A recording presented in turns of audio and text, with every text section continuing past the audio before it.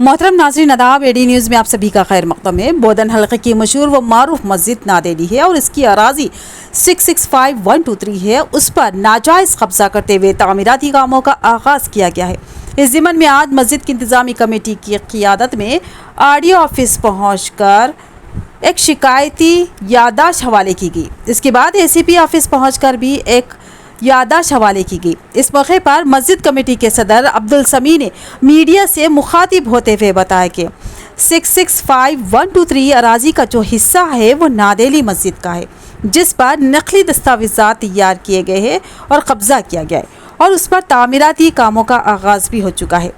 मस्जिद की इंतज़ामी कमेटी ने इल्ज़ाम आयद किया कि कौंसलर शरत रेड्डी ने अपनी सियासी ताकत के ज़ोर पर मस्जिद की अराजी पर कब्ज़ा किया है, जिसकी हम शदीद अल्फाज में मज़म्मत करते हैं और काबिल ज़िक्र के मस्जिद नादेली की अराजी वक्फ बोर्ड में इंदराज है, जो काविज़ीन नाजायज़ तौर पर हड़प रहे हैं। इंतज़ामी कमेटी ने मुकामी MLA पी सुदर्शन रेड्डी से पुरजोर अपील की कि नाजायज़ काविज़ीन को जल्द से जल्द हटाया जाए और उनके ख़िलाफ़ कड़ी कार्रवाई की जाए और मस्जिद की अराजी मस्जिद को वापस दी जाए। इस तरह के कब्ज़े से मस्जिद को नुकसान हो रहा है। उन्होंने कहा कि किसी की ज़मीन प्लॉट उसकी रजामंदी के बगैर जबरन नहीं ख़रीदी जा सकती और उसकी इजाज़त के बगैर ज़मीन से ज़मीन का तबादला भी नहीं किया जा सकता। नीज़ किसी की मिल्कियती ज़मीन पर भी कब्ज़ा करना शरअन नाजायज़ व हराम है। इस मौके पर सैयद शकील, अलीम रज़ा, यूनुस जानी, मुजीब और जाहिद खान मौजूद थे। आज मस्जिद नादेली मस्जिद की इंतज़ामी कमेटी जो मस्जिद की ज़मीन 665123 पर इंक्रोजर्स इल्लीगल डॉक्यूमेंट बनाकर वहाँ पर पिलर्स डालकर काम करना शुरू किए थे। कमेटी ने RDO से मुलाकात करते हुए उनके ख़िलाफ़ कंप्लेंट दिया और बोधन के नज़्म नस्क़ को बरक़रार रखने के लिए हमने ACP साहब से भी मुलाकात की और उनसे गुजारिश की है कि बोधन में जो चेयरमैन बल्दिया के शोहर जो शरत रेड्डी साहब हैं, उनका काम है कि जबकि वो लोग हर एक मज़हब के लोगों की, क्योंकि मस्जिद व मंदिर की जो भी ज़मीन है वो मस्जिद की होती है, तो उनका काम है कि ऐसे चीज़ों में ना करते हो, बल्कि उन्होंने ही कब्ज़ा कर रहे हैं। तो ताज्जुब हो रहा कि ऐसे इसमें मुसलमानों की एक जायदाद, एक मस्जिद की जायदाद है, उसको नुकसान पहुंचाने की कोशिश कर रहे हैं। हम ACP साहब से हम गुजारिश किए कि ये ज़मीन 665 का सर्वे करा देकर जो भी हमारे सर्वे में आएगा, अगर सर्वे में नहीं आएगा तो हम उससे दस्तबरदार हो जाएंगे।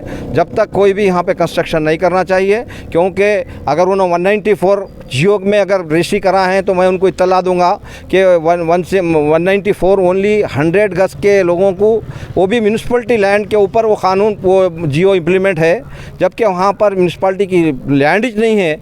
उसके ऊपर 194 के जियो के डॉक्यूमेंट, फेक डॉक्यूमेंट क्रिएट करके वहाँ पर मस्जिद की ज़मीन पे कब्ज़ा करने की कोशिश कर रहे हैं। इनके वालिद मोहतरम भी वो ज़मीन के ऊपर नज़र रखे हुए हैं, लेकिन उनकी रजिस्ट्री कैंसिल कर दिए और ये भी और तरीक़े से ज़मीन की तरफ घुसने की कोशिश कर रहे हैं और यहाँ तक कि जो पानी जाने का किनाल है उसको भी डैमेज करते हुए कब्ज़ा कर रहे हैं। ये क़ानून के ख़िलाफ़ है। हम उनको ये इत्तला दे रहे हैं कि हम क़ानून के अंदर रहकर ये पुलिस के महकमे, ACP साहब, CP साहब, कलेक्टर और RDO को हम इत्तला दिए हैं। अगर ना करने की सूरत में हमको वहाँ पे मुकाम आना, वहाँ पे जहाँ पर जो काम चल रहा है वहाँ रुकाना आता, वो चीज़ न्यूसेंस नहीं पैदा करने के लिए हम तमाम आला ऑफिसर्स को इत्तला दे दिए हैं। अगर ये काम नहीं रुकेगा और ये मस्जिद की ज़मीन फाइंड आउट नहीं होंगी तो हम अपने तौर पे जाके वहाँ पर जिस तरह से भी हमको हो सके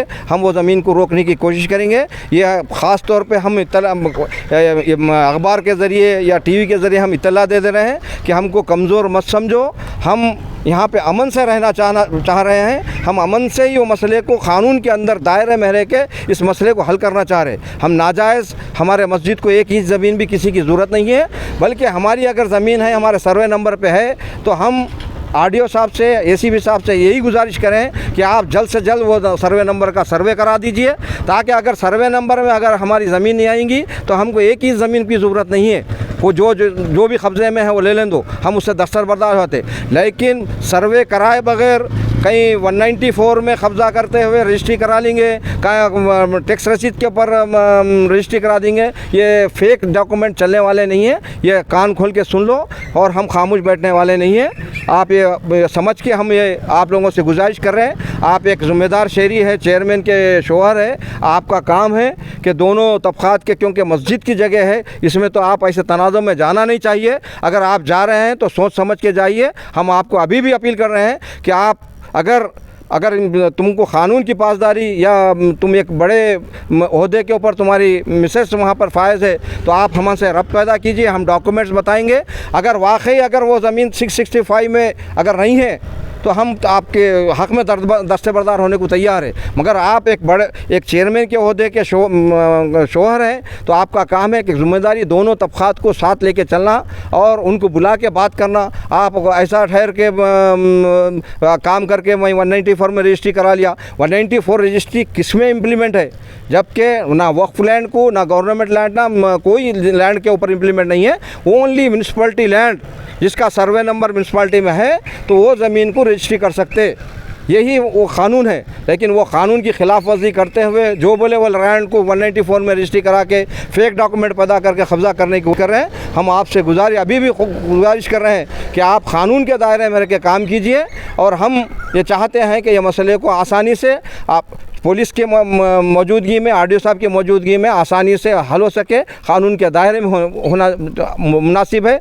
अगर नहीं है तो हम ये कोशिश करेंगे कि अगर अपनी ताकत के बलबूते पर करेंगे तो हम भी अपनी ताकत बताने को तैयार है।